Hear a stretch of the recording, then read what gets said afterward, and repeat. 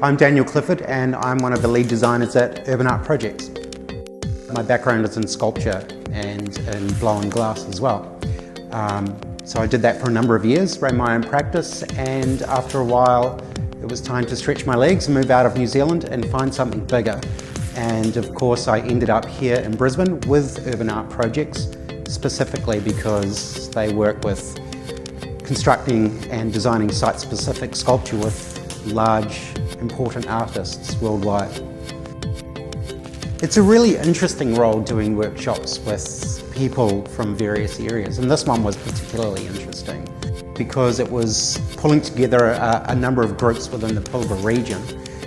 So it was really important to get equity across this project from a number of different language groups. We sat with each of the artists, and involved in the workshop there were approximately 16 artists, and as I say, across several language groups, and we talked to them about how the project would run. And through the course of several days we explored their concepts and ideas around the curatorial concept of waterholes and rest areas, and developed those drawings to make them practical solutions to creating a shelter design. And then we start very, very loosely in terms of thinking about, for example, in this specific project, we start thinking about what shelter is, what shelter provides, what is specific to the Pilbara area. So we'll start very loosely drawing, generating words, all kinds of things. And that drawing can be painting, drawing with pens, whatever they like to do.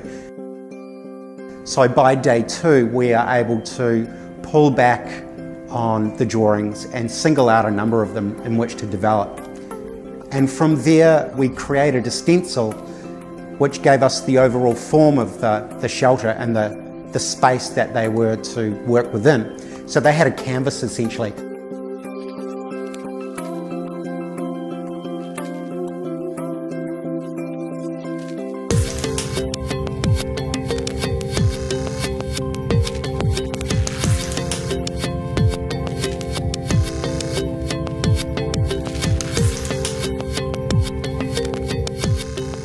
We actually also do a number of stencil cutting as well. So for example, we might get to a stage where we can see that the design is working visually, and then what we'll do is we'll start cutting out areas.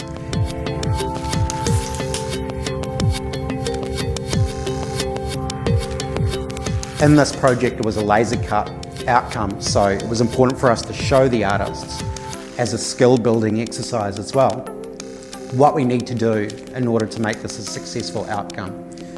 They get an understanding of how the material needs to hold together rather than it just being a loose drawing on paper.